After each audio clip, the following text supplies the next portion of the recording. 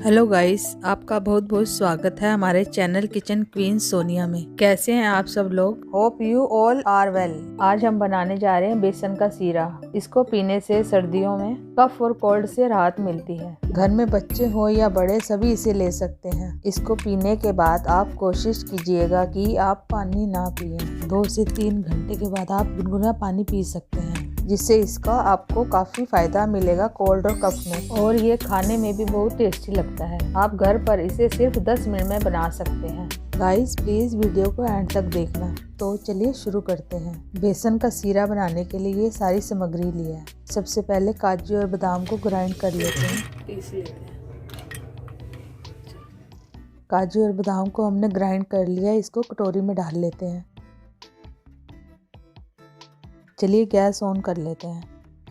सबसे पहले कढ़ाई लेंगे, जिसको हम लो फ्लेम पर रखेंगे। 2 बड़ी चम्मच देसी घी लिया है, इसे कढ़ाई में डाल देते हैं। घी को पिघलने देते हैं। घी गर्म हो गया है। 3 बड़े चम्मच बेसन लिया है, जिसको हम ये घी में भूनेंगे।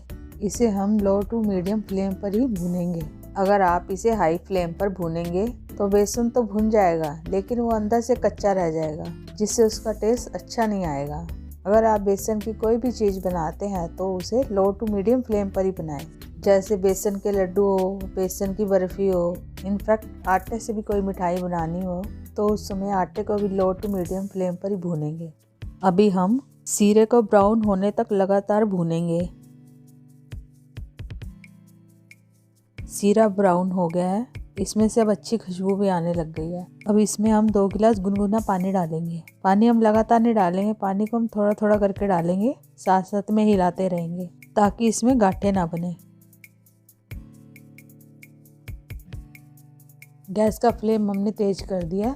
अब ये उबलने लग गया, साथ साथ हम इसको हिलाते रहेंगे। इसमें अब चीनी डालेंगे, 3 बड़ी चम्मच। इसमें हमने चीनी डाल दिया। अब चीनी डाल के हम थोड़ी देर और इसको हिला लेते हैं। हमने जो काजू बादाम पीसे थे वो अब इसमें डालेंगे। अब इन सबको अच्छे से मिक्स कर लेते हैं। 5 मिनट तक इसको और हिलाएंगे, गाढ़ा होने तक।